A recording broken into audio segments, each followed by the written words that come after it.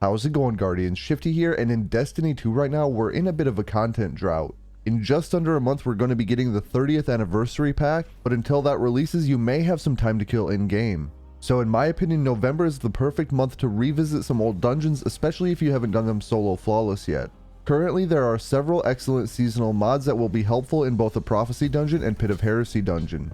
I've already done a video this season showing how to do a solo flawless run of the Pit of Heresy Dungeon on a Titan. In today's video, I'm going to be showing you my method to solo flawless the Pit of Heresy Dungeon on a Warlock in Season of the Lost. I will be including live commentary in this one to give you some tips along the way. Now before I jump into my loadout for this one, if you end up enjoying the video, make sure to hit that like button, and if you're new to my channel, don't forget to subscribe as well. Alright, for the subclasses that I'm going to be using throughout the dungeon, for the most part I use bottom tree Voidwalker for the entire dungeon.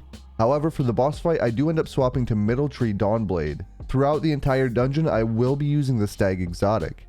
Now I want to move on and talk about my weapon selection. For most of the dungeon I will be using the Chroma Rush Auto Rifle, but at the boss fight I will be swapping to Witherhoard. Likewise, for every part of the dungeon up until the boss fight I'll be using Telesto. However, at the boss fight I'll be swapping that out for Gnawing Hunger. And then for my heavy weapons throughout the dungeon, I'm going to be using the Threaded Needle, but at the boss fight I'm going to be using the Sword. Specifically, I'm going to be using the Falling Guillotine. As for my armor mods, I'll quickly show you each piece of armor, and if you need to see anything in more detail, just pause the video. I do want to mention for my chest piece here, during the Ogre encounter I will be swapping it out for a Void piece of armor that I can put Void damage resistance on. And then for my Warlock bond here, I will be swapping out a bond with Particle Deconstruction for a bond with Passive Guard for the boss fight. And that is all I have for my loadout in this one. You will see those gear swaps throughout the dungeon. There will be timestamps for each piece of the dungeon as well if you want to skip to a particular area. Otherwise, let's jump right into it. Alright, so we're going to spend about a minute and a half at the beginning of the dungeon just getting down into the actual dungeon itself.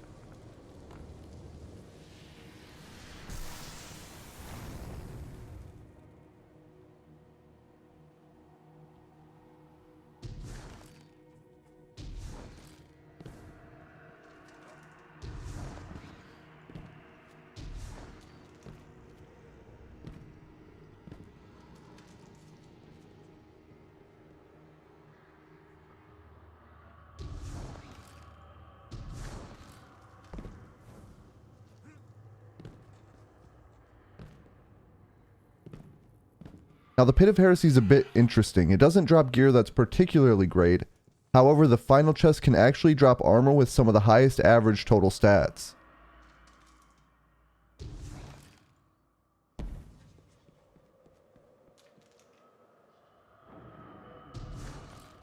Not only that, but if you don't have the solo flawless emblem for this dungeon, now is the perfect month to practice and try and get it. In addition, there are two triumphs. One for doing it solo and one for doing it flawless, both of which you can complete by doing a solo flawless run. And those two triumphs are actually needed to get the Harbinger title, if you don't have that already. So, the first encounter is a Necropolis. I'm going to head off to the right here. I need to grab myself a Hive Sword, and also determine what symbols I need to go to.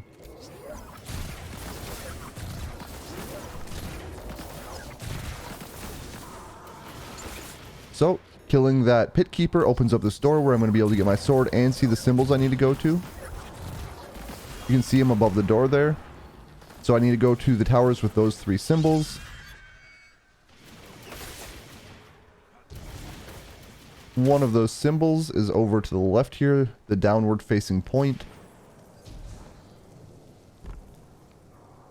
So at each of these towers there's going to be a specific mini-boss.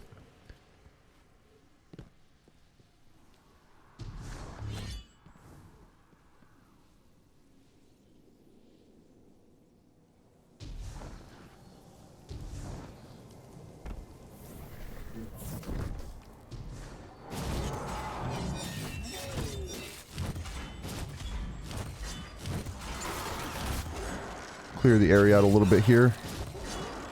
Let's go see what I have in here. Alright, we have the Shrieker. In order to defeat the Shrieker, you just have to guard and reflect its shots back. Sometimes you can take it out before the ogres show up, because 2 ogres do accompany the Shrieker. As you can see, one of them's right there. And those can really flinch you, so you can't really reflect the shots back. If that happens, you may have to take out the ogres first.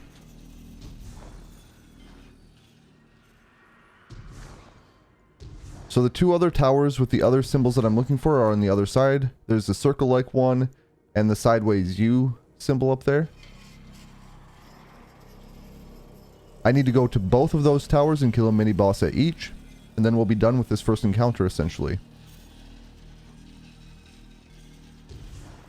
So what I'm going to do here is I'm just going to head all the way back up to where I got that first sword.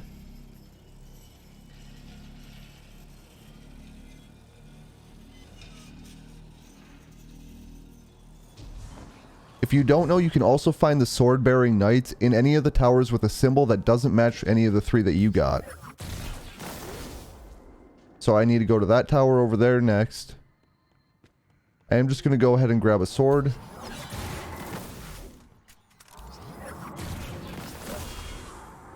Grab that sword quick. There are going to be some enemies down here. However, I'm just going to kind of jump past the bridge here. Go down to this somewhat lower level.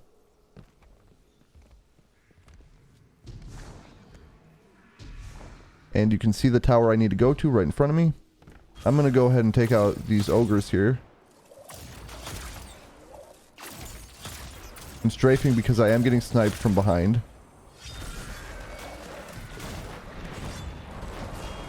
I'm going to go ahead and super since I don't really need that.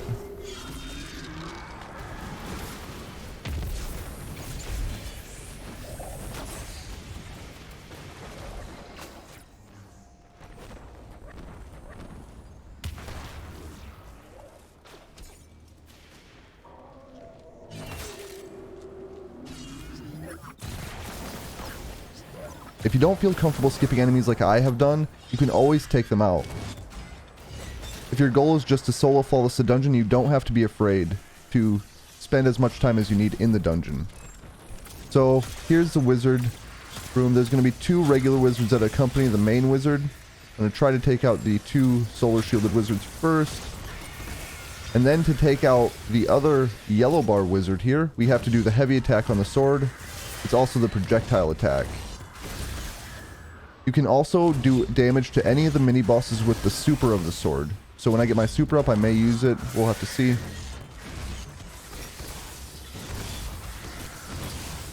Gotta be careful here. Alright, the second mini boss is down. I am gonna have to get another sword before the next mini boss, so let's see if I can find one here. So the circle is right down below me there. You can see it right there.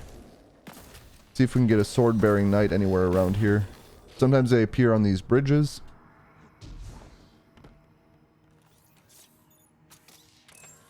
Doesn't look like I'm going to get lucky today.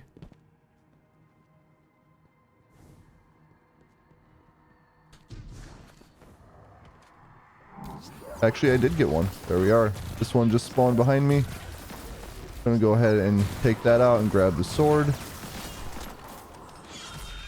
And I'm going to make my way down to the circle tower.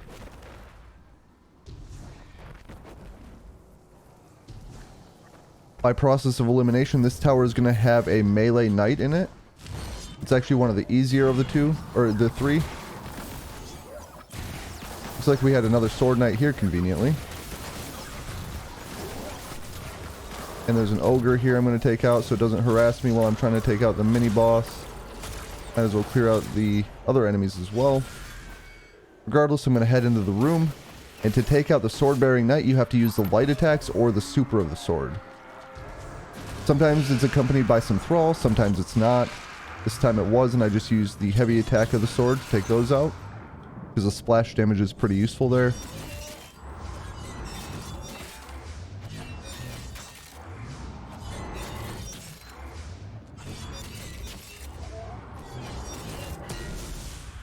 I kind of did a backwards super there, but I still did a decent amount of damage. Alright, the third mini boss is down, which means we can move on to the next area of the dungeon. To do that, you want to look for a tower with a green beam shooting out of the top of it. Should be right over here. There is an ogre right next to me, but I'm just going to go ahead and skip that. And our goal here is to take out a pit keeper. Let's see if I can find it before even jumping down there. There's a pit keeper. And if I was reloaded, that would have went way quicker. But once that pit keeper's down, we're done with this encounter. And we can head right through this doorway in the tower.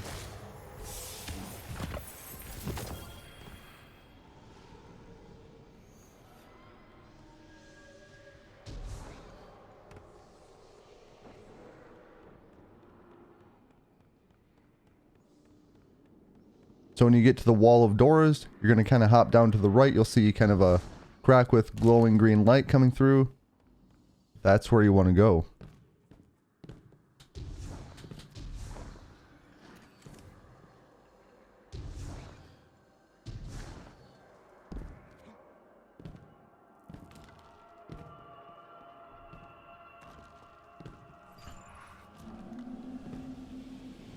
And now we're in the pit, which is where the Invincible Ogre encounter occurs. So once I hop down here, I'm going to make one quick swap here.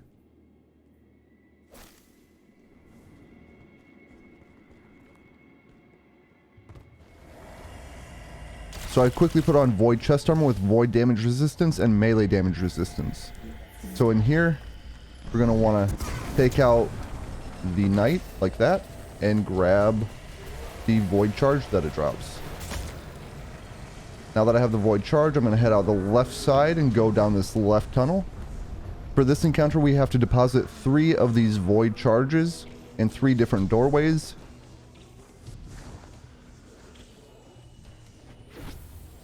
So overall, there's the left lane, which I'm going to be dunking in soon. Then there's a middle lane and a right lane. So one of them is dunked. So for this encounter, you can be a lot more patient than I am, but I try to skip the ogres. I don't really like having to deal with them. As you can see, that's kind of a dangerous strategy, but it is a lot faster.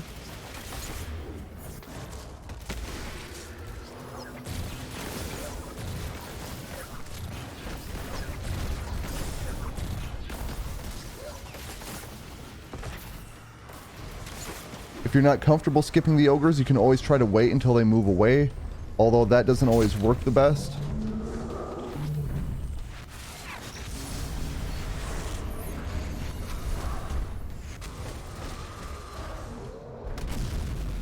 Alright, skipping the second ogre. So I dunked in the middle lane there. This encounter, it might be useful to look up a map. So look up the pit, a map of the pit for the Pit of Heresy Dungeon.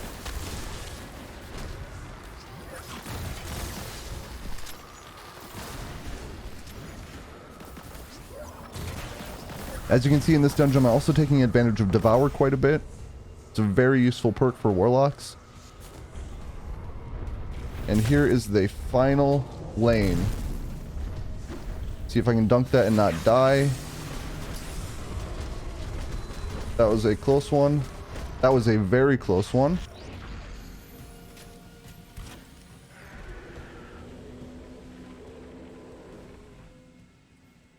A lot of the times that third ogre is not in that spot when I do this dungeon, so I was a bit surprised to see it there. Either way, we're in the next encounter, and this is the Chamber of Suffering, which is often the most difficult for a lot of people. So for this one, I'm going to go ahead and proc Devour, and I'm going to take out these acolytes here. For this encounter, you have to stand on this plate, otherwise the totem will go off and completely wipe you. While you're on this plate, you're going to gain stacks of Curse of Suffering, and that's going to make you take more damage from enemies. To get rid of the stacks of Curse of Suffering, you have to take out these Heretical Knights, and they'll drop a Void Charge, which you have to deposit behind you.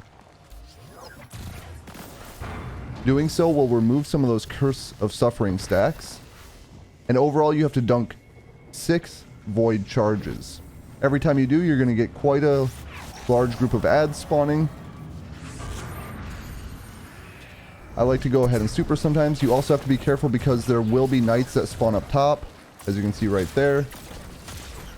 There's one. And there's the second one down. Gotta be careful for the thrall that spawn as well. This is where Devour comes in extremely handy, as well as the Stag exotic with your Rift.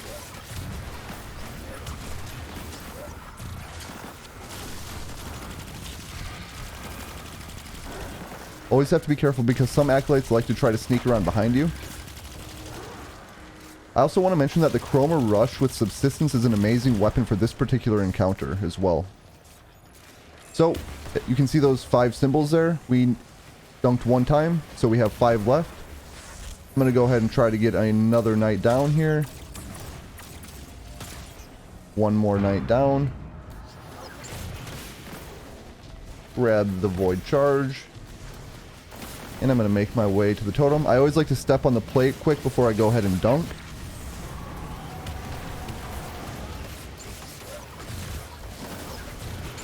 That'll just kind of reset the plate so the totem doesn't activate and wipe you.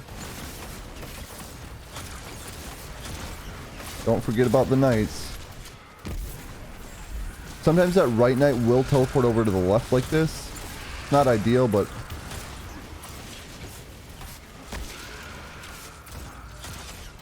I cannot hit a crit on this one. There we go.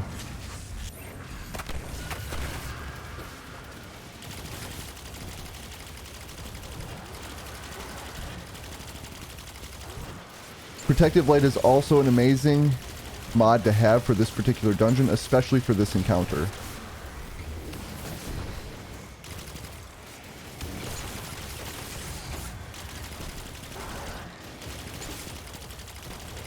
You can also see the Stag is coming in handy, giving me 50% of my Rift energy when I'm almost dead. My shield is broken.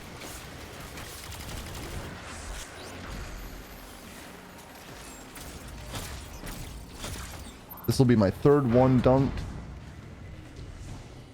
When I get down to only needing 2 orbs left, I try to get those both back to back. That way I don't have to deal with another wave of adds in between the 2. Take out some of those thrall back there.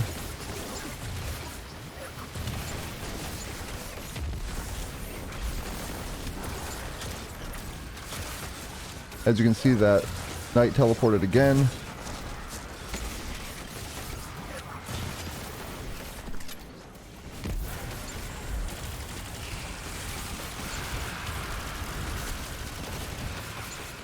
There's one of those acolytes behind me. I think there's another one back there as well, but I want to take care of the cursed thrall first.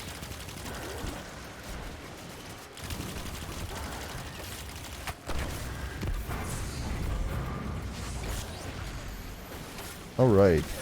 Clear out some of these acolytes before I go for my next void charge.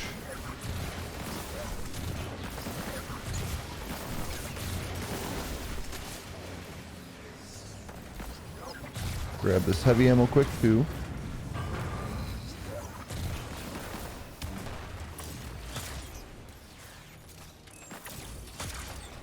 I don't know if I swapped back to my chest piece with solar damage resistance. I did.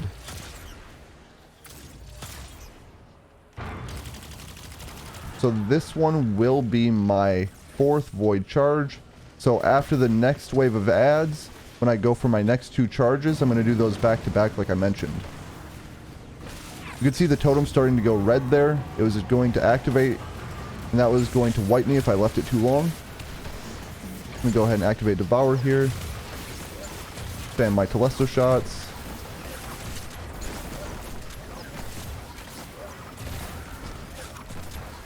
You can see Telesto's even good for long ranges with those knights up top there. Take out the Cursed Thrall. Acolyte behind me. So this encounter is all about damage resistance. With my Stag, with Protective Light, with solar damage resistance, all of that is helping me out quite a bit in this particular encounter. And then I have Devour healing me, which is also excellent. Got another wave of acolytes coming in. Try to clear those out, and then I might go for my last 2 void charges here.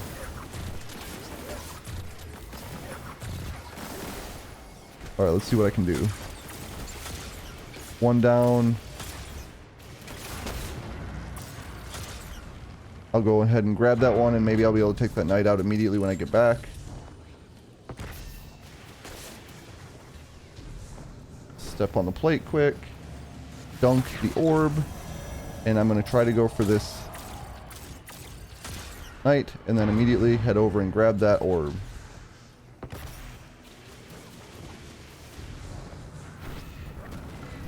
When I dunk this one, the encounter will be over.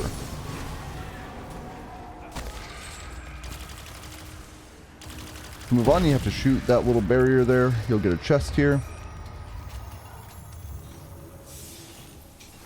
Either way, I can move on to the next area.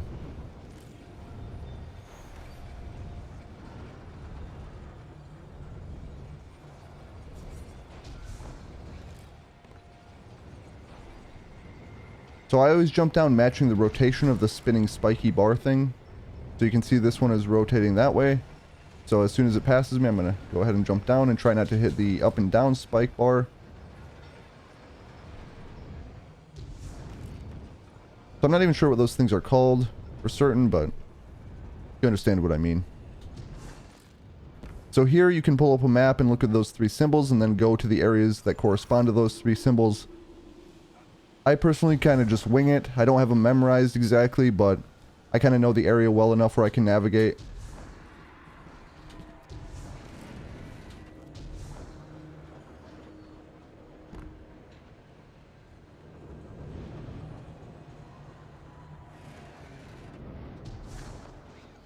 In this encounter, you have to take out 3 different wizards in order to be able to move on to the next section. Each of those wizards is found at a location that matches one of those runes.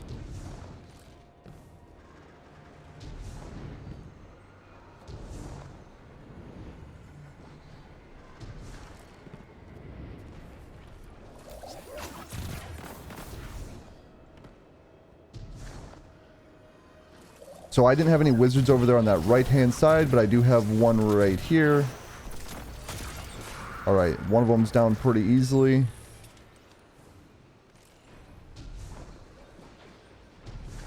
Now I'm going to go ahead and try to check the middle of the area.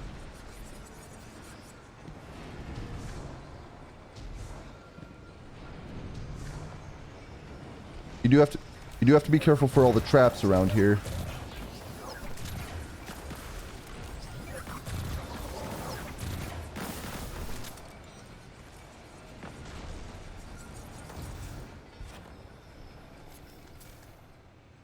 So there is going to be a wizard over here as well. I generally look for red on my radar and try to find it. Like I said, I know this area pretty well, so I know how to get to the areas where I see red.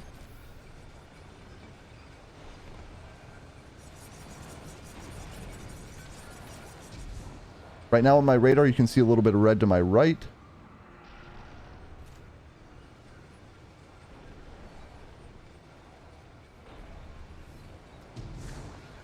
And the wizard's going to be over in that area over there. I'm going to go ahead and try to super. Let's see if I hit anything.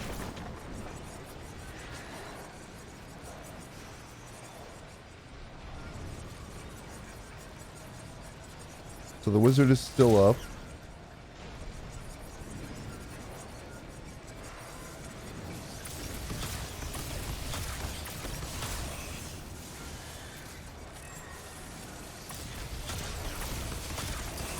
That was a close one. I got the wizard anyway.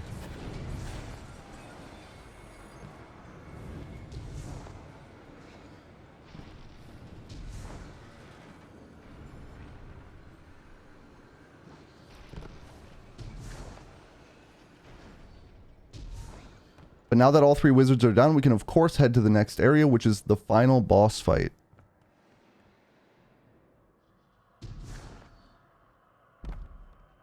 During this final boss fight, we will be utilizing mechanics that we used in that first encounter. There's going to be each of those 3 mini-bosses appearing again, and to take them out, we have to use the same strategy. In order to do boss DPS, we of course have to take those 3 mini-bosses out and dunk a void charge each.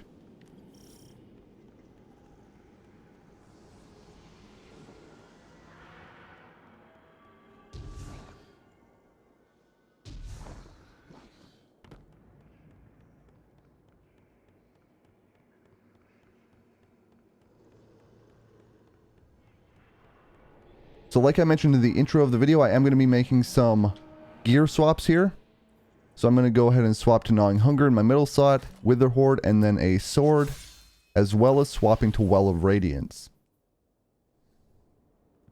I almost forgot one swap here. I'm going to swap to my Bond with Passive Guard.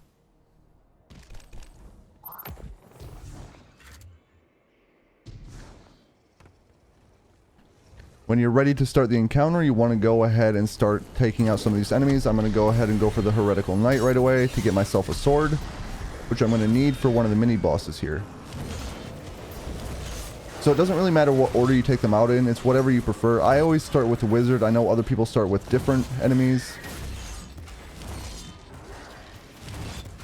Either way, there's always going to be some acolytes hanging out by the mini bosses. Be careful for that. Remember, with the wizard I have to use a heavy attack, which is the projectile.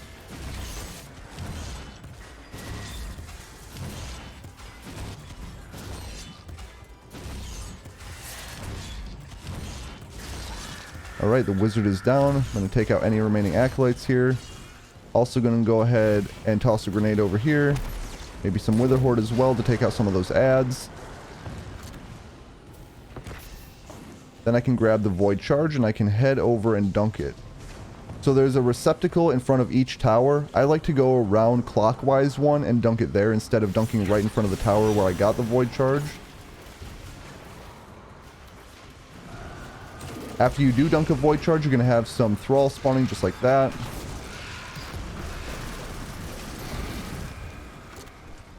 Careful for the boss, of course, too. You're going to have multiple Sword Knights hanging out around the boss arena as well.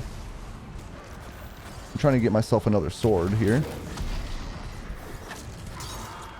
That way I can head up to the next mini-boss. This one's going to be the Melee Knight. I'm going to try to take out some of these acolytes around the area first.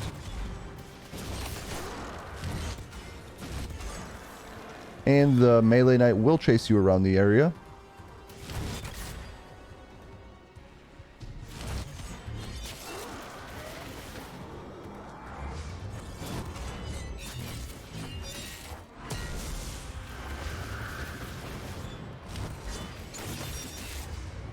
I'm really trying to take this acolyte out.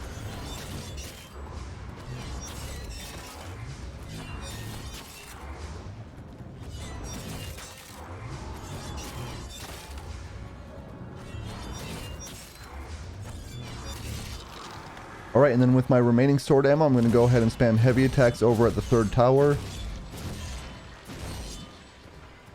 Every once in a while you'll hit some acolytes. I don't think I am. I got a little bit of damage there. Either way, I'm going to grab my Void Charge. Rotate around. I'm going to rotate around one tower. Dunk it.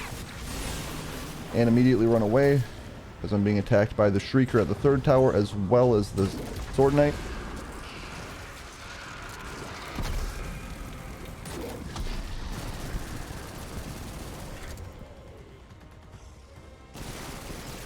I'm going to go ahead and grab that final sword and head to the third tower. There are going to be some acolytes left over up here. I'm going to go ahead and guard for my own protection right away.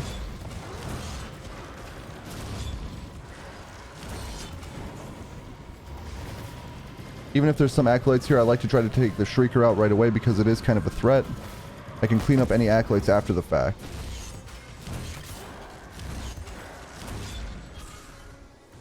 Alright, I want to be ready for boss damage, make sure everything's reloaded. And what I'm going to do here.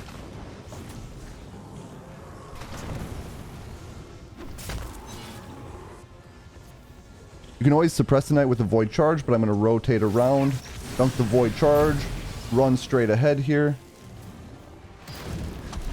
Place Witherhoard. And then I should be good for boss damage.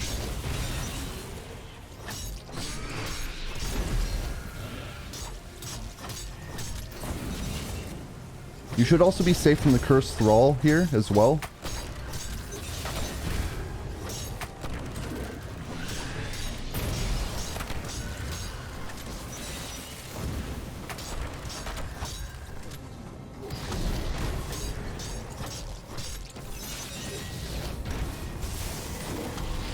And when he slams like that, you have to be careful. You only have a little bit of time before you have to get out of there. Otherwise, you're going to end up dying. So hopefully I get a little bit of sword ammo here. Take out another sword knight. I'm going to go clear some acolytes while I wait for my Witherhoard to finish that off.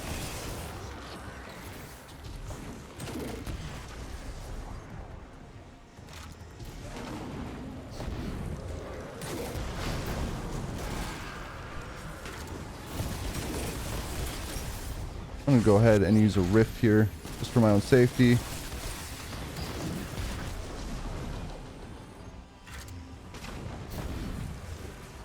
These sword knights are being stubborn here.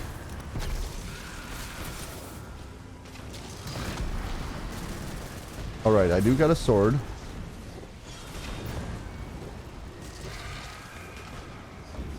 Now hopefully I get some heavy ammo before the next boss damage phase.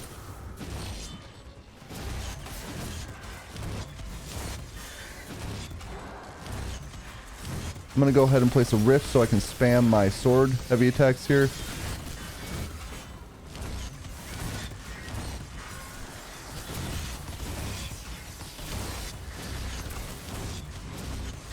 Make that one go a little bit quicker, and I got some heavy ammo lying around here.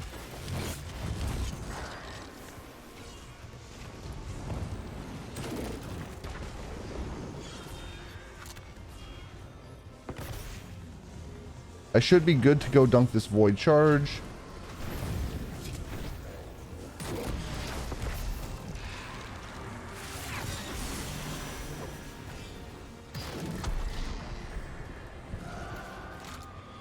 I'm going to rotate around here and take out these thrall.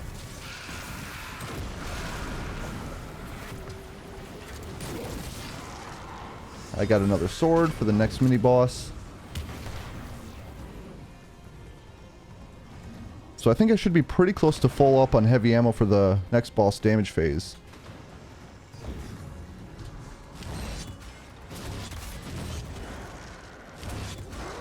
Looks like all the acolytes are grouped up for me there. That's kind of nice. I'm going to just head inside the building. I've flung myself off the map with this sword before, and I'm not sure why there's a sword knight up here.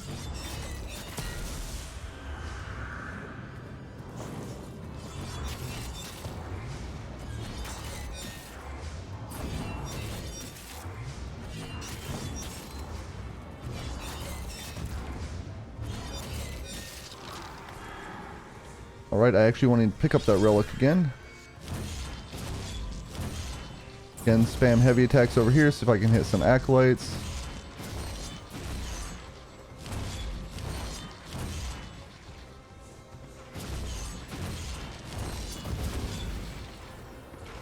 Go ahead and grab my void charge to go for the dunk here.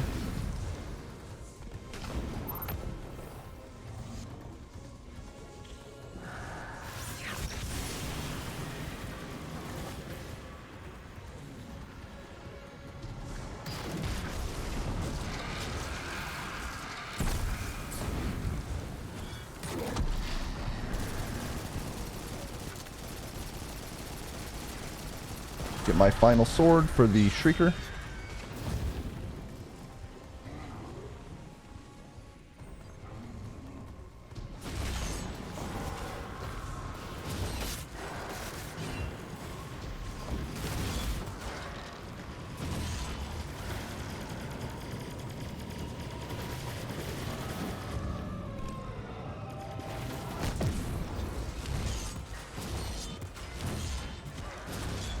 Alright, make sure everything's good to go. My heavy attack's fully recharged. Grab the void charge. I'm going to go ahead and suppress the sword knight. Rotate for the dunk. Run straight ahead to avoid that attack. Super right on the boss like that.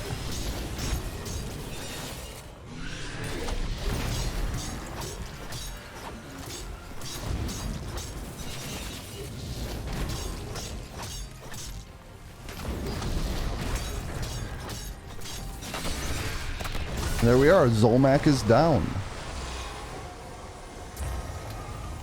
And that would be a solo flawless completion of the Pit of Heresy Dungeon on a Warlock. I hope that you enjoyed the video, and if you did, remember to like and subscribe.